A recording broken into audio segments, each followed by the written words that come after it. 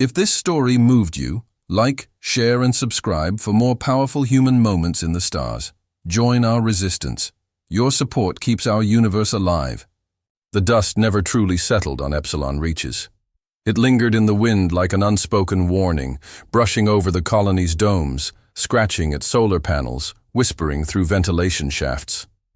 Alya heard it at night, those faint sighs of red wind, like voices too tired to scream. She stood by the observation deck, arms folded, watching the sun dip below the ragged horizon, casting shadows that looked far too much like bones. They had arrived 7 years ago, the first of humanity's far-flung settlements in this sector. Epsilon Reaches wasn't supposed to be special. Just another barren planet rich in minerals, with breathable air, manageable gravity, and no signs of intelligent life. The usual checklist. The colonists called themselves pioneers, and for the first few years, that was enough. They built domes, farms, water extractors. Children were born. Cities started to take shape. Then they found the door. It had been buried beneath a salt flat 30 kilometers east of the colony, discovered by accident when a routine seismic scan returned echoes that didn't match any geological formation. Alya remembered that day too well.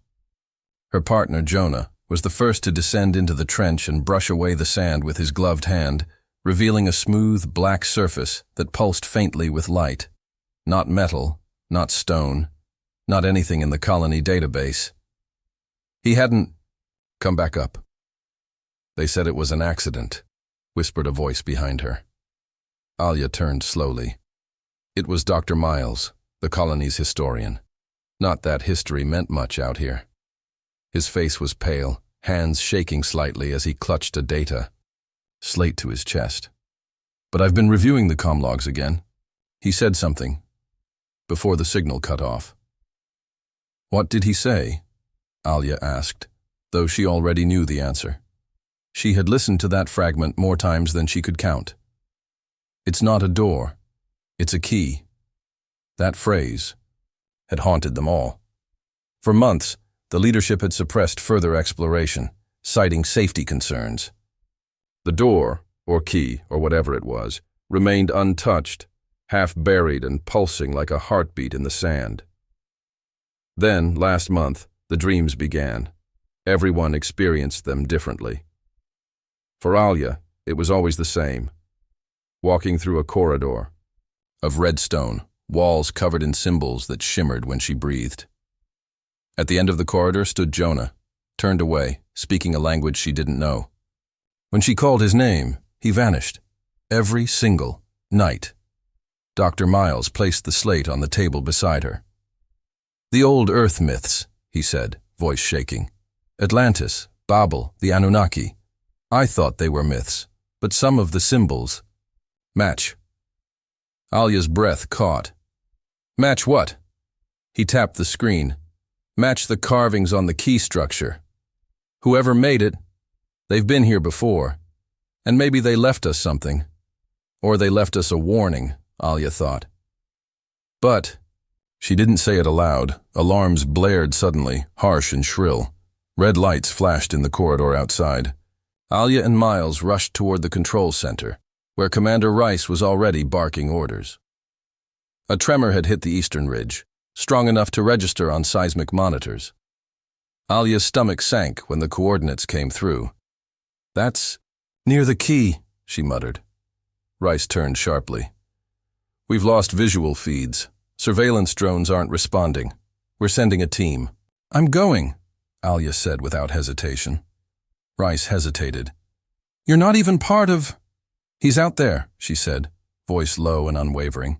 And I think he's still trying to tell us something. They reached the trench 2 hours later. The ground was cracked and smoking, dust thick in the air. The key was no longer buried. The tremor had unearthed the full structure. A towering archway, 30 meters high, pulsing with violet light. Strange glyphs spiraled along its surface. Beneath the arch, the air shimmered like heat waves, but colder. Much colder. Alya stepped closer, drawn without understanding why. As she did, a deep hum began to rise, not through her ears, but inside her bones. It was as if the key recognized her. Then came a whisper. Not in her mind. In the wind. Blood. Of the first ones. She froze. So did the others. Did anyone else hear that? The team exchanged nervous glances. One of the engineers, Lee, nodded. It said something. I don't know what. But it wasn't in my head. It was out here, Doctor. Miles knelt by the arch, eyes wide.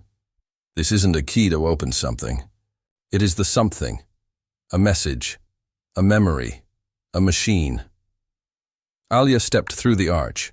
For a second, everything went black. Then light exploded around her.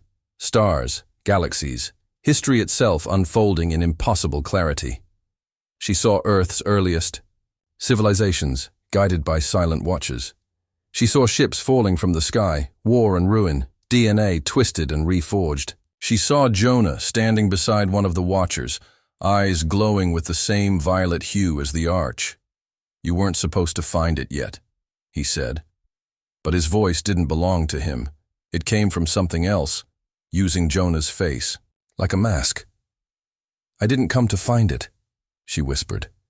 It found us. The vision collapsed. She was thrown backwards, landing hard on the sand. The others ran to her, shouting, but their voices were drowned out by the roar of wind. The arch was changing, twisting, shrinking, becoming something else. A human figure stepped out from its center.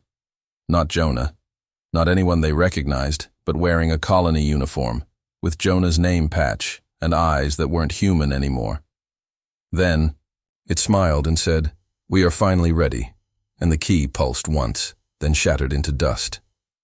The figure stood silently as the last particles of the shattered key dissolved into the wind.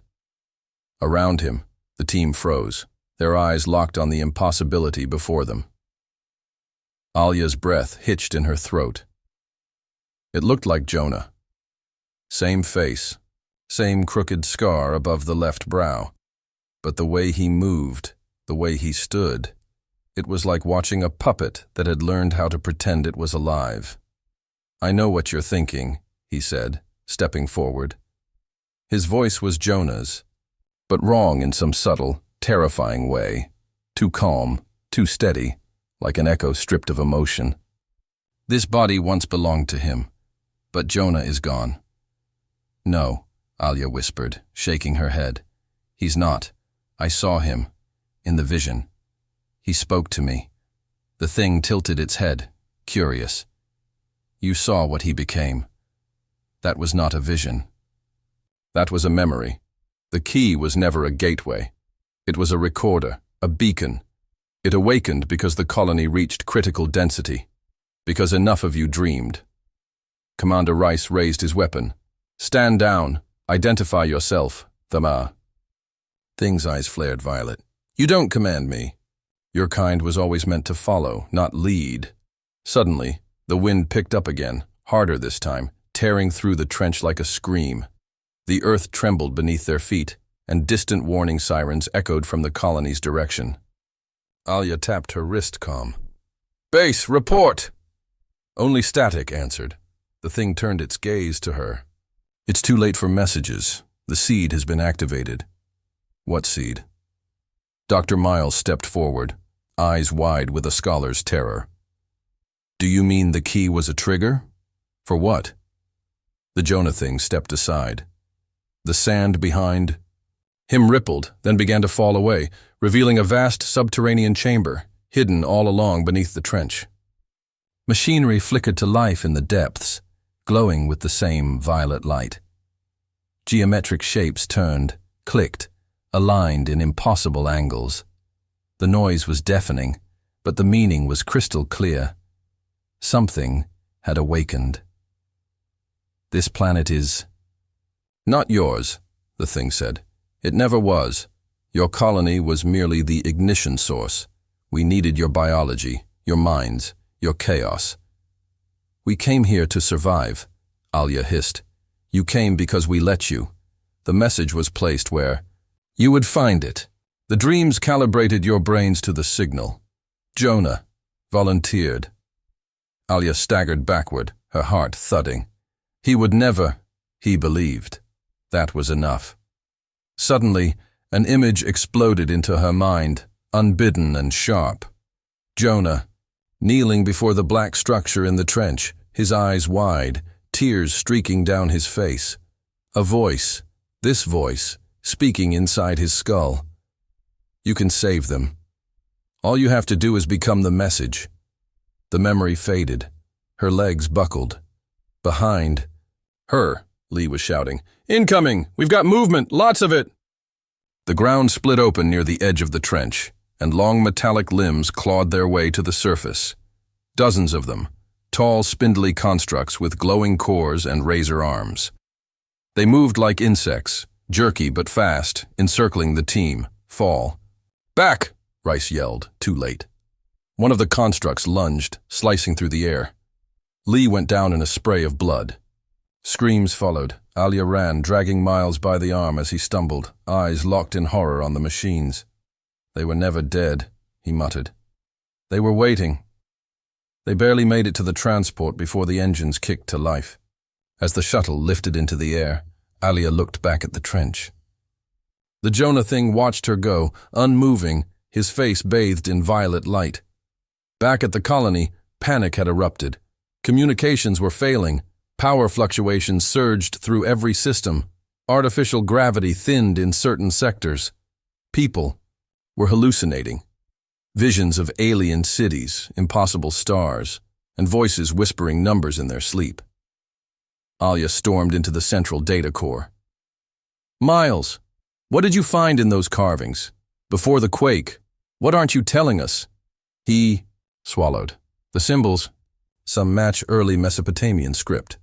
Others are more complex. But one sequence repeats everywhere. It translates loosely to, 'The threshold remembers.'" "Threshold of what?" He didn't answer. Alya stared at the flickering screen. "Colony. Status, unstable. Critical systems, degrading. Life support, variable." Then, a new message blinked on the console. Not from the colony system, a single line of text. "We did not build the key." "We buried it!" Alya's heart froze. Then another line appeared. "It chose you." She backed away, bile rising in her throat. The message vanished as suddenly as it came. Down in the medbay, the first colonist collapsed. Then another. Then dozens. Their brains were overloading, neurons firing randomly, their dreams hijacked. They were the signal now. Living transmitters. The colony had always been a fuse. "We're leaving," Rice barked, preparing the evacuation plan. "All shuttles. Now." Alya stared out the window. The machines were coming. Not just from the trench. Everywhere. From beneath the mountains. From the sand. From the clouds. But they weren't attacking. They were assembling.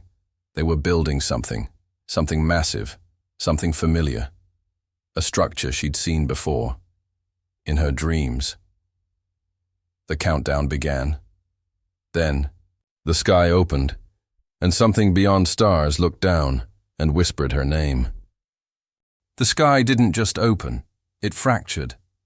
A spiderweb of light tore across the upper atmosphere, revealing a dark, pulsing shape beyond the clouds. It was impossible to measure, impossible to comprehend. It hovered not in space, but in some space between, as if the planet had been peeled open and this thing had always been inside it, waiting. It wasn't a ship, it wasn't a station. It was architecture born from nightmares, and it was watching. Alya stood frozen on the landing. Pad as escape shuttles roared overhead, ferrying panicked colonists away. Rice barked orders into his comms, but even he couldn't hide the tremor in his voice. Every screen in the command hub blinked the same unreadable glyphs. Language had ceased to function. The systems were no longer responding to human input. They were responding to it. Dr. Miles, wild-eyed and bleeding from a gash on his temple, shoved past a pair of engineers and slammed a hard drive onto the console. "I translated more of the carvings," he panted. There's a story hidden in the symbols. They called themselves the Antri, and they weren't the builders. They were the prisoners. Alya's voice was barely audible. Prisoners of what? Miles looked up, eyes hollow. Of the key itself. The key was never a tool. It's a living archive, a seed vault of minds, civilizations, gods. A tremor rocked the colony. The horizon cracked open. Massive pillars of light surged from the ground, like spears aimed at the sky. They didn't explode. They sang. The sound wasn't noise. It was language. Resonant, layered, penetrating the skull, bypassing the ears. People dropped to their knees, blood pouring from their noses, clutching their heads as ancient syllables crawled into their memories. And in the center of it all stood Jonah, or the thing that wore his shape. He was no longer pretending to be human. His skin shimmered with layers of patterns, living circuits mapping over his flesh. His eyes glowed white now, not violet. Beyond human. Beyond alien. Alya stepped toward him, alone. "I know who you are now," she said quietly. "You're not Jonah, but part of him's still in there." The thing tilted its head, amused. Jonah believed in salvation. He offered his consciousness to anchor the translation process. You were meant to follow. "Follow what?" she demanded. "A machine that eats worlds?" "No," it said. "A memory that preserves them." Behind them, a dome collapsed. Screams echoed, fires roared. And still the machines didn't attack. They gathered, encircling the colony in perfect symmetry, their movements choreographed. This wasn't war. It was ritual. Miles staggered in, holding an old, dust-covered data slate. "You need to see this. It's from the first Earth deep space transmission logs, Project Archangel. We sent a signal out before the colony was even launched. A beacon to prove we existed." Alya scanned it quickly. It wasn't a message. It was a blueprint. Genetic codes, languages, music, culture, all human knowledge compressed and fired into the void. "We told them who we were," Miles whispered. "And they listened. But we didn't know what we were talking to." Jonah Thing stepped forward. "You called us. We are your inheritance. You are the last unspoiled civilization in this quadrant. The others failed." Alya's heart clenched. "What do you mean, failed?" "The others chose war, fear, control. You chose curiosity, empathy, sacrifice. That's why you were chosen to carry the seed forward." She stared at him. "Seed? You said that word before." He extended his hand, and then she remembered. The conjure dream. She wasn't walking down a corridor. She was walking through a neural conduit.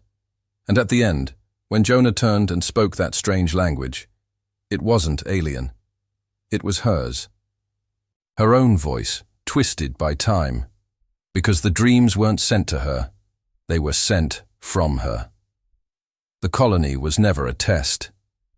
It was a cradle. And the key hadn't chosen them. She had activated it. The moment she touched the trench. The moment she asked why. "No," she whispered, reeling back. "This can't be. I'm not meant to." Jonah Thing stepped forward. "You carry the anomaly, the divergence factor. You change outcomes. You were never supposed to survive the initial contact, yet you did. And now the memory is unfolding inside you." Alya staggered. Her mind raced. Images flickered. Earth cities, burned and rebuilt. A child born under twin moons. Jonah, smiling beside her in a field of silver grass. A tower collapsing into the sea. A planet remade, then her nose bled. And she remembered things she'd never lived. "Miles," she gasped, reaching out. "I think I'm remembering other versions of this colony, other timelines. I saw them die. I saw us fall. again and again. "You're syncing with the archive," he said, voice shaking. "Your brain isn't just interpreting the message, it's integrating it." Alya dropped to her knees. Static surged in her ears. She screamed. The machines all turned to her, then silence, and from her lips came a voice not her own. "Seed complete." Suddenly, every construct stopped moving. The sky structure dimmed. Time seemed to hesitate. Then Jonah Thing smiled.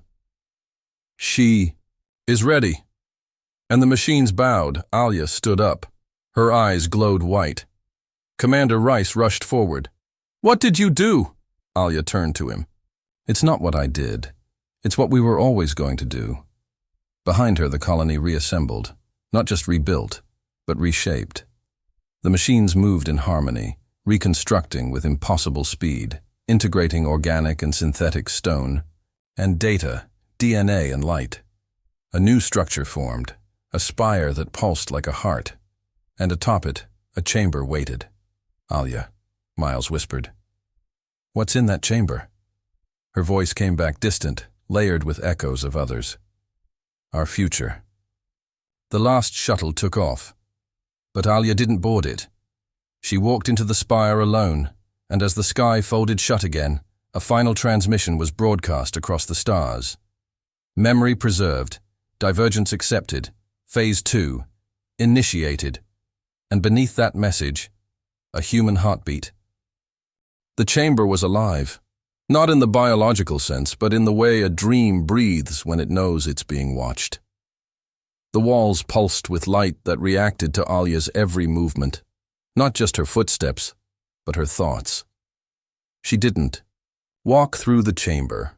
It unfolded around her, shaping itself to the rhythm of her memories. The spire had built itself around her biology, tuned to her genetic signal, her divergent brainwave pattern.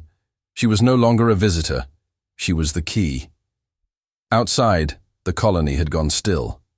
Rice and the remaining officers watched in stunned silence. As the machines froze mid-motion, their eyes dimming to dull amber, the sky structure, the impossible monument above the clouds, remained suspended like a second moon, casting shifting shadows that followed no known geometry. Inside, Alya approached the core. A pillar of crystalline data spiraled before her, rotating, slowly in a field of gravity that wasn't gravitational.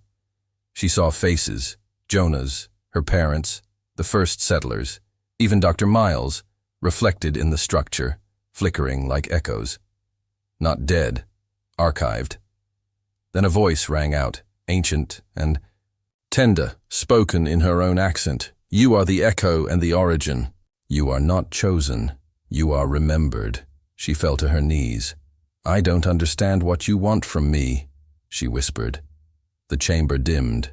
Then a memory was forced into her mind, not her own, a race of beings, long extinct, who had created the seed to preserve knowledge across universal cycles.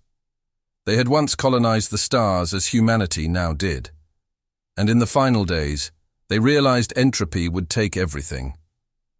So they built the Threshold Protocol, a living library, scattered across habitable worlds.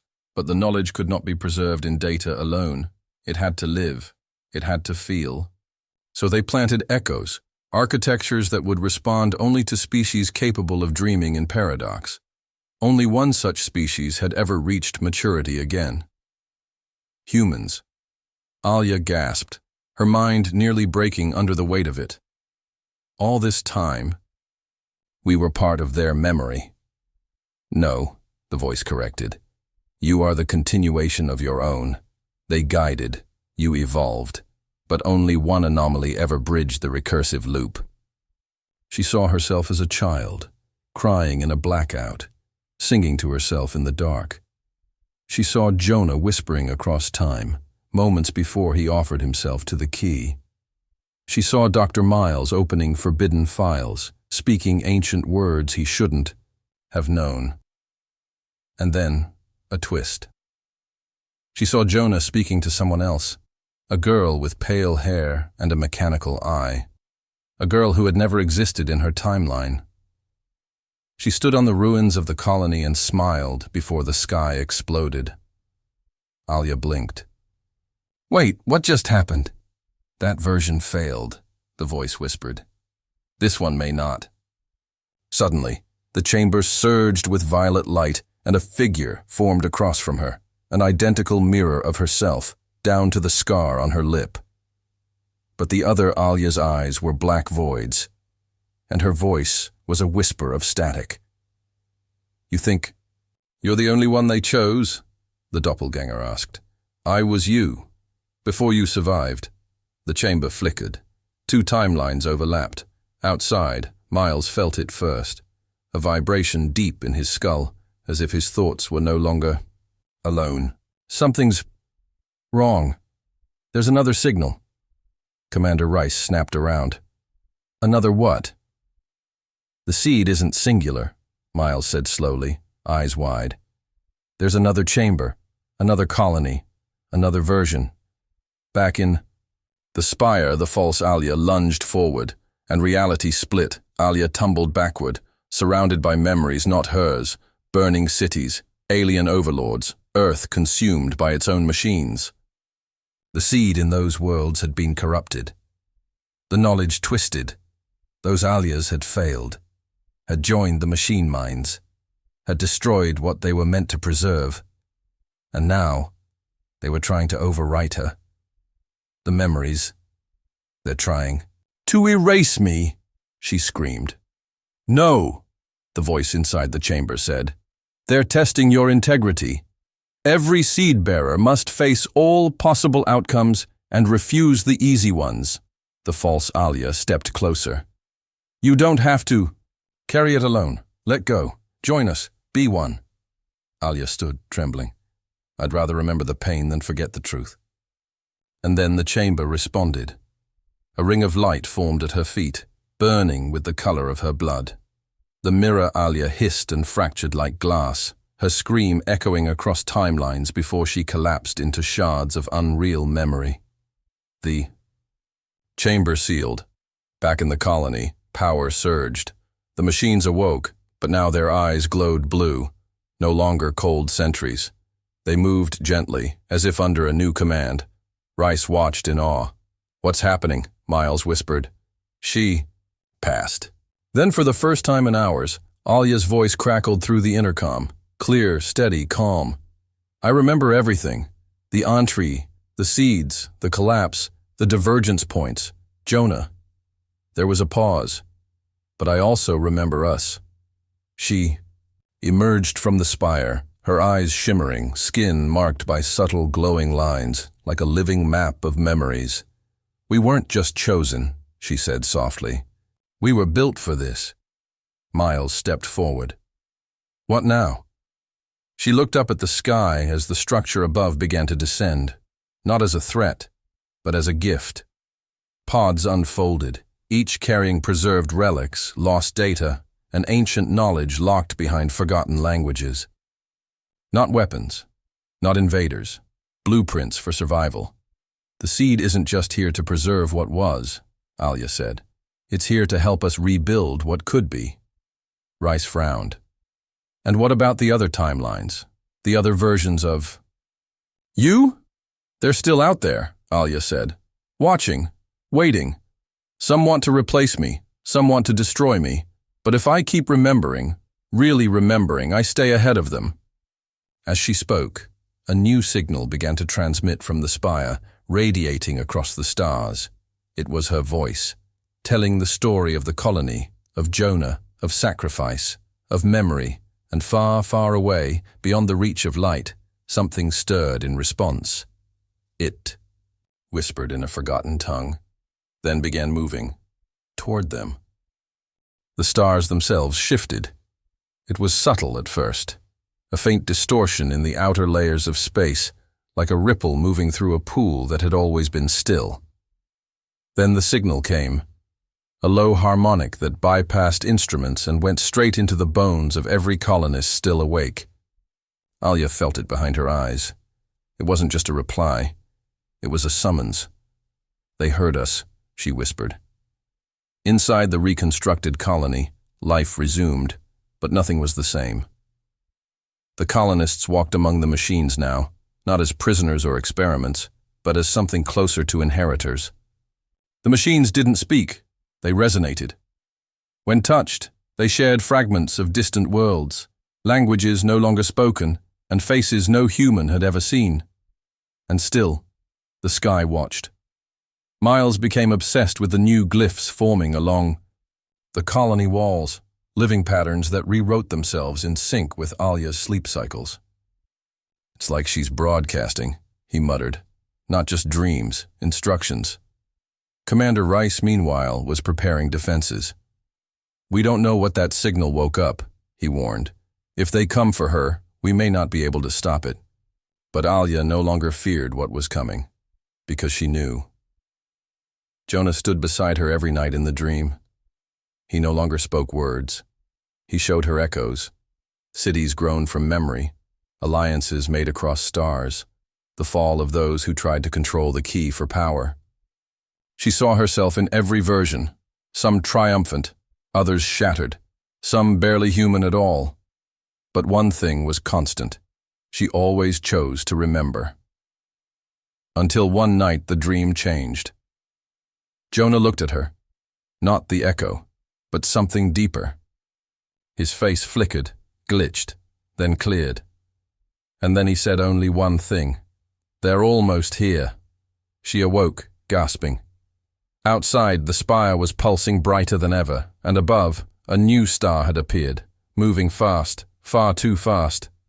"They're coming," she said. Rice confirmed it 2 hours later. An object, massive, ancient, was approaching. Not a ship, not exactly. It was a structure caught in gravitational slingshot around a rogue star, guided by intelligence unknown. ETA, 17 hours. Panic surged. But Alya stood calm. "It's another seed." Miles frowned. "You mean another vault?" She nodded. "Or a failed version of one. A corrupted echo. Maybe even a harvester. We don't know if what's inside it remembers who we are, or what we were." They scrambled to prepare. The machines reconfigured themselves, forming geometric barriers around the colony, humming in resonance with the spire. Alya entered the core chamber again, seeking guidance. This time, it wasn't Jonah she saw. It was herself, but this version was older, scarred, half her skull replaced with transparent alloy, and she wasn't smiling. "Don't let it in," the older Alya said. "I did. It rewrote everything, became me, and I couldn't stop it." The chamber pulsed red. Alya staggered back. "How do I stop it?" But the vision vanished, the transmission ended, and the signal from the sky grew stronger. 17 hours became 5, then 2.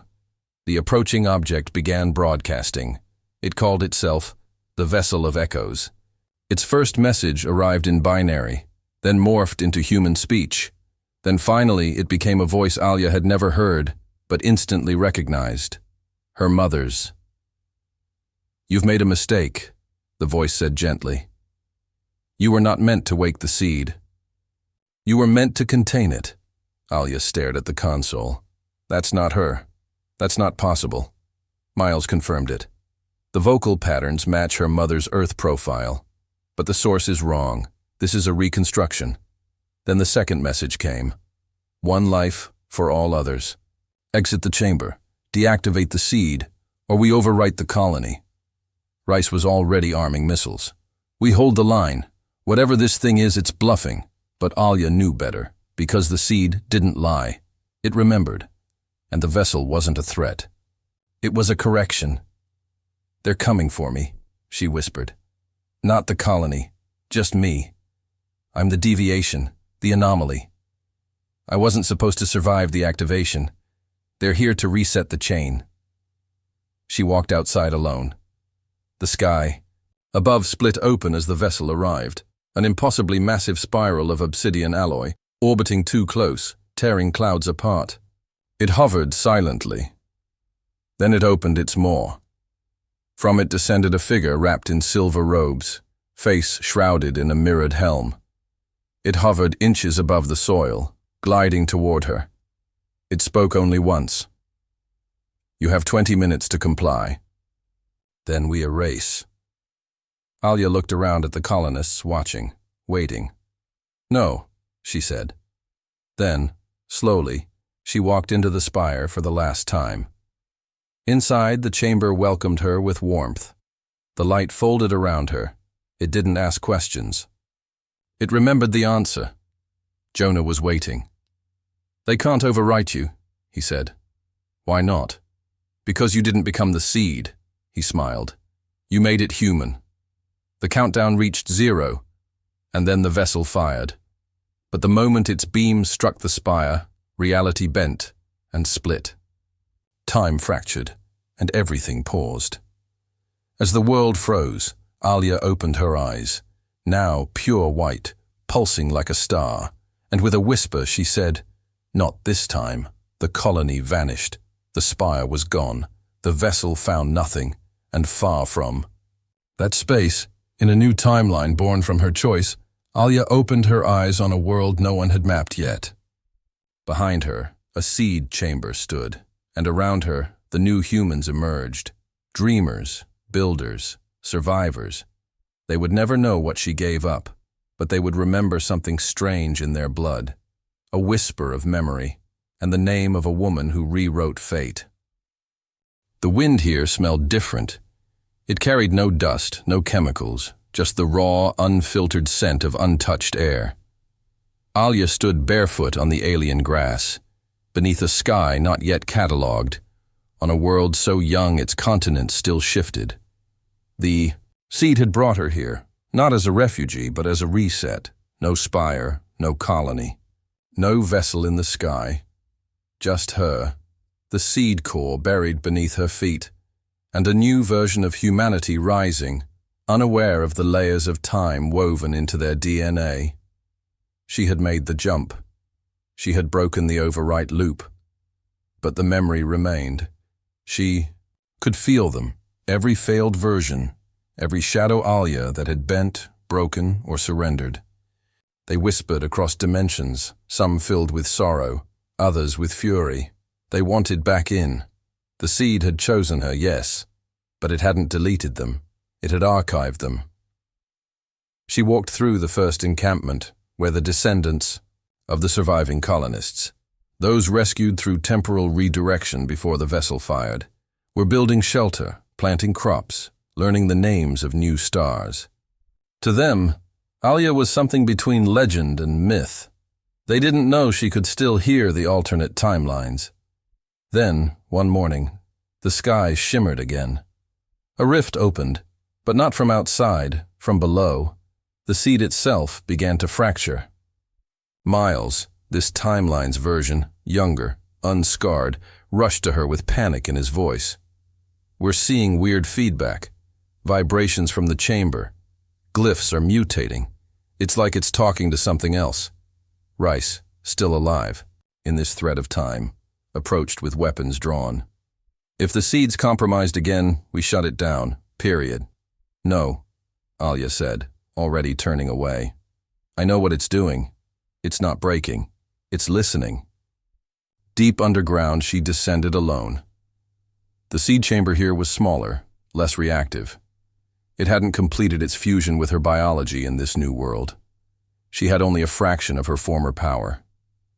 But the connection still sparked. Still. Recognized her, and it wasn't just her anymore. When her hands touched the interface, the chamber shifted, and before her appeared 7 figures. All Alya, all different, some armored, some half-machine, one barely recognizable with blackened veins and data running down her spine. They didn't speak. They projected. Every one of them had made a different choice at the moment of divergence. Some had submitted to the vessel, others had tried to weaponize the seed. One had wiped out her colony to prevent infection. Another had fused with the alien remnant code and become something else entirely. But they all stood here now, looking at her, because she had done something none of them had. She had chosen to remember and walk away. The corrupted ones stepped forward, You think this ends with you? One said, voice mechanical and jagged. You only delayed the rewrite. It's still coming. The pure echoes spoke too. She gave them a chance. You destroyed yours. Don't poison her timeline. They all began to flicker. The chamber was destabilizing. Reality groaned. The seed was not just a machine. It was a bridge, and the bridge was beginning to collapse. Then came the voice. It didn't belong to any version of Alya. It belonged to something. Deeper, older. You have reached the recursion point, it said. All versions must reconcile. One path must remain. Select. Alya stared around her. What happens if I choose wrong? The voice didn't answer, but she knew. A wrong choice meant overwrite, not just of her world, but all of them. She closed her eyes and remembered the first colonist's laughter, Jonah's hand reaching toward the light, her mother singing in the dark, the feel of wind in a sky no one had named, and she whispered, I choose to stay human, not perfect, not pure, but real. The chamber surged, light exploded, every alternate self screamed, some in rage, some in relief, and then dissolved into strands of memory, absorbed into the seed core. Alya collapsed. Above ground, the earth cracked, and the spire burst forth. Not a weapon, not a tomb, but a tree, a living monument, grown from technology and memory. Its branches stretched into the sky, its roots deep into time. And at its heart, it held every choice she had made, and none she hadn't. Reese and Miles arrived to find her unconscious at its base, but alive. Miles knelt. What did you do? She opened her eyes, exhausted, smiling weakly. I chose us. The tree bloomed. The seed was no longer a vault. It was now something new, a memory engine, a monument to humanity's capacity to choose in the face of control, recursion, and certainty. But as the settlers rejoiced, as children played beneath glowing leaves, as the stars once more aligned into constellations of safety, a tiny rift shimmered behind the tree, and a shadow stepped through. Not a version of Alya, not a machine. Something older than both. Something that remembered before the seeds were planted. Its eyes blinked once, sideways, and it whispered in a voice, like rust in time. You weren't the only ones who survived. The grass withered where it stepped. It didn't come as a ship or a signal. It didn't announce itself. It arrived through the rift like a rumor made flesh. A figure cloaked in strands of decayed time, its body draped in the remnants of forgotten laws of physics. It wasn't alien in the way humans once imagined, tentacled, grotesque, loud. No, this thing was familiar, unsettlingly so. It looked human, but it moved wrong, too fluid, too certain, too silent. The children near the memory tree stopped playing. Birds vanished mid-flight. Miles felt the air stiffen, the atoms around him hesitating. Rice raised his weapon, but Alya simply stood. Her skin had turned faintly translucent in the last week, veins aglow with memory light, her breath synchronized with the pulse of the tree. She didn't speak to the figure. She already knew what it was. You're from before the seeds, she said quietly. It tilted its head, not in curiosity, more like it was remembering how to mimic understanding. I am from the origin, it replied in a voice that echoed inside bones. From the cycle that never completed, the loop before recursion. I am what was left when the architects burned the first truth. Miles stepped forward. That's not possible. The origin cycle was purged. That's what the seed's record said. The figure turned to him. Records lie. Memory hides. But nothing forgets forever. Alya frowned. Why now? Why reveal yourself? Because you succeeded, the entity replied. You stabilized a human-led seed thread. You denied overwrite. You fused past and present without collapse. That drew attention.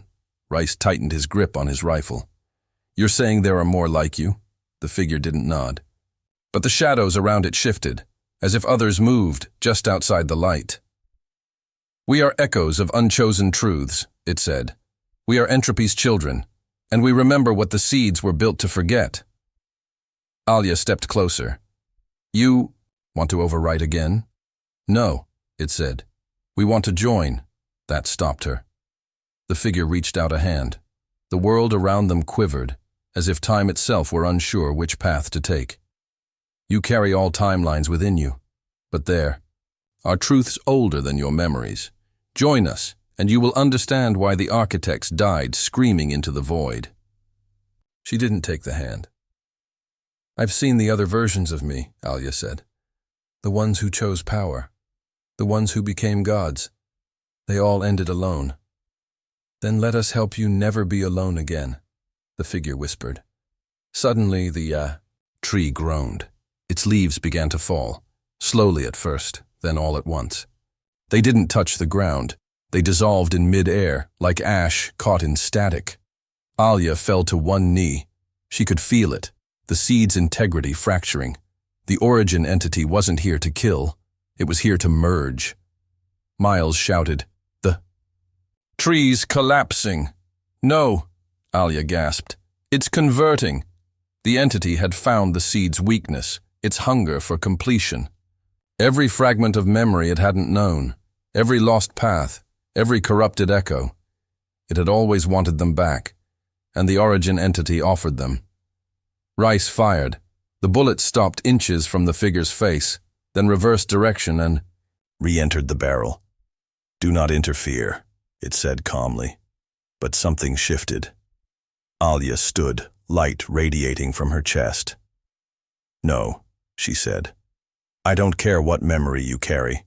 I don't care how many truths you know. We earned this timeline. We bled for it." The entity paused. "And what will you do? Fight memory with forgetfulness?" Alya smiled sadly. "No. I'll fight memory with choice." She turned to the tree, placed her hands on its dying trunk, and whispered not to the seed, not to the entity, but to herself. "I choose to remember only what we became, not what tried to stop us." The world turned white. The ground split, and in the sky above, every failed timeline burned away like paper in sunlight. The origin entity screamed, not in pain, but in loss.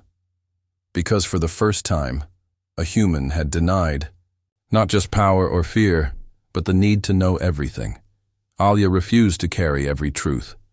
She embraced the unknown, and the seed responded.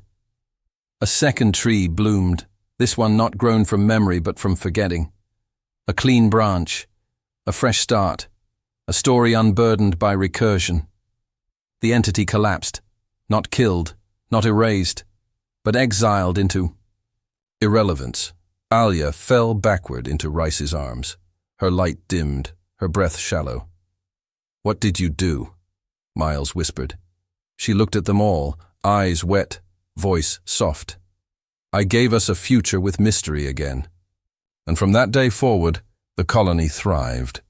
Not because it remembered everything, but because it finally had the freedom to forget. The seed tree stood beside its sibling. One pulsed with memory, the other with hope, and somewhere far beyond. Time in a place the seeds would never reach. The origin watched in silence and waited, because not all stories end when the final choice is made. Some just sleep, and some dream.